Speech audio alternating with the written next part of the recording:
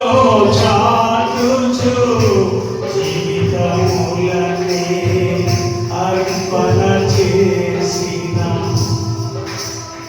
జ్ఞాపకం చేస్తున్నానంటే, సమాచారం ఇస్తే రాజు చేసింది ఏంటంటే అగ్నిని 7 అంతలుగా హెచ్చించి ఆ ముగ్గురిని అగ్నిలో వేశారు. జనరల్గా నాకు చెప్పాలి, అగ్నిలో వేసిన వాళ్ళు ఏమైపోవాలి? గట్టి చెప్పాలి, ఏమయ్యారు మరి వాళ్ళు?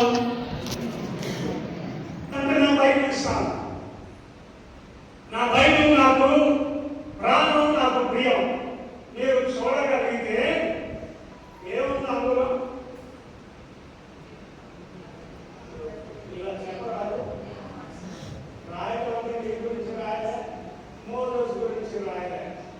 మీరు ఏ పేపర్ అయినా ఓపెన్ చేయండి, 40 సంవత్సరాల బైబిల్ ఇది.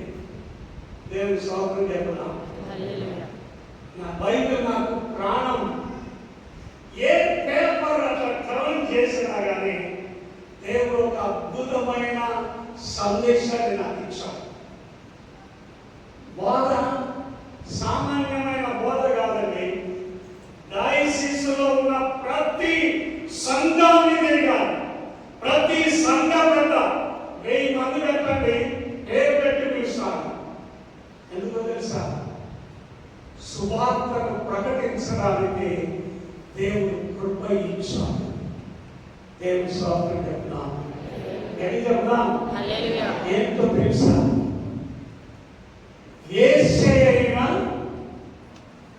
ఆవిడ ఇంటికి 2 మనుషుల్ని పంపించాడు.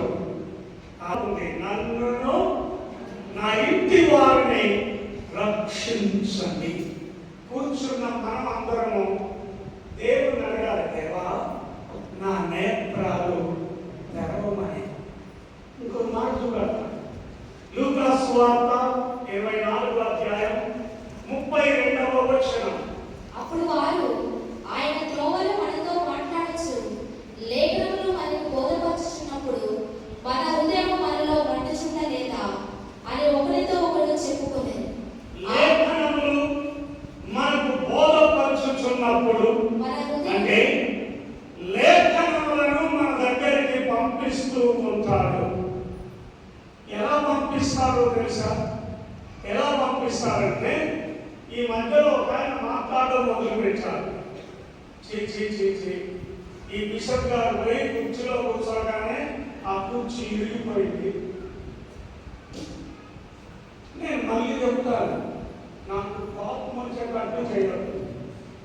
ఒకవేళ నాకు కోపం వచ్చేటట్టు చేస్తే ఓటు వేసే అర్హత లేకుండా చేయగలిగిన కృప నాకు ఇచ్చాను. దేవుడు స్తోత్రం చెప్పాలి.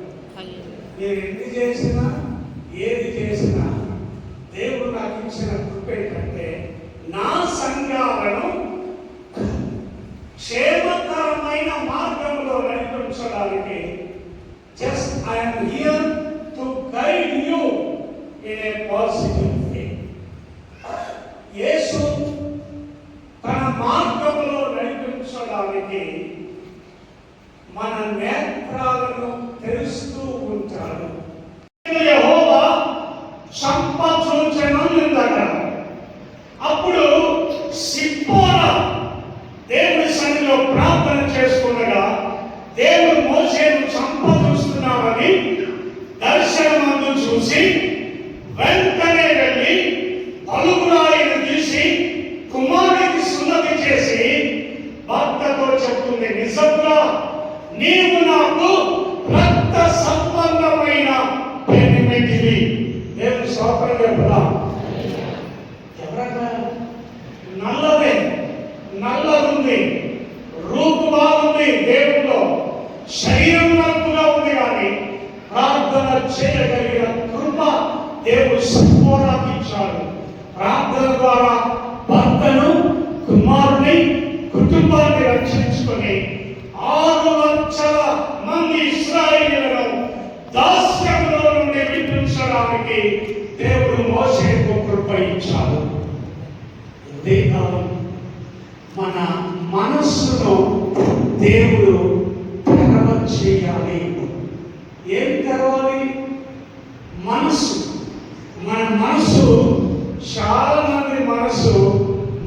రుచిగా ఉండదు. అవునా? ఏముంటుంది? రాత్రి భోజనం చేస్తే షుగర్ పెరుగుతుందని ఖమ్మంలో 4 ఇడ్లీ తీసుకున్నాను. ఇడ్లీ తీసుకున్న ఒక్కొక్క ఇడ్లీ ఉంది.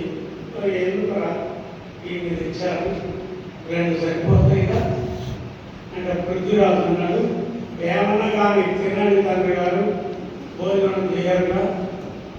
నేననేది ఏంటంటే ఇన్ ఏ పాజిటివ్ వే ఏదైనా దేవుడు టైంకి ఇచ్చాం. పాజిటివ్ వే లేకపోతే ఇన్నెందుకు అని వాక్యం మనకి ఇచ్చేది.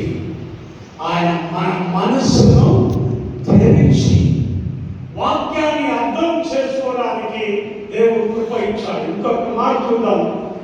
లూకా సువార్త 24:51. వారిని ఆశీర్వదించుచుండగా ఆయన వారిలో నుండి ప్రత్యేకించబడి పరలోకమునకు ఆరోహణుడు ఆయను.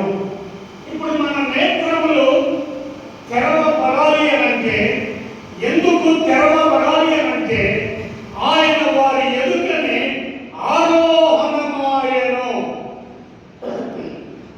మనకు అర్థం కావాలి, యేసు శిలువలో చనిపోయాడు. అవునుగా? బందిపోటును చూసి చచ్చిపోయినో లేదో ఒకసారి చూడు అంటే ఒక పరీక్షను తీసుకొని ఆయన పక్క భాగంలో పొడవగా రక్తమును నీళ్లు ఆయనలో నుండి వచ్చాయి. ఆ బందిపోటు ఏమన్నాడు తెలుసా? నిజముగా ఇతడు నీతిమంతుడు. దేవుని స్తోత్రం చెప్పదా? పిలాతు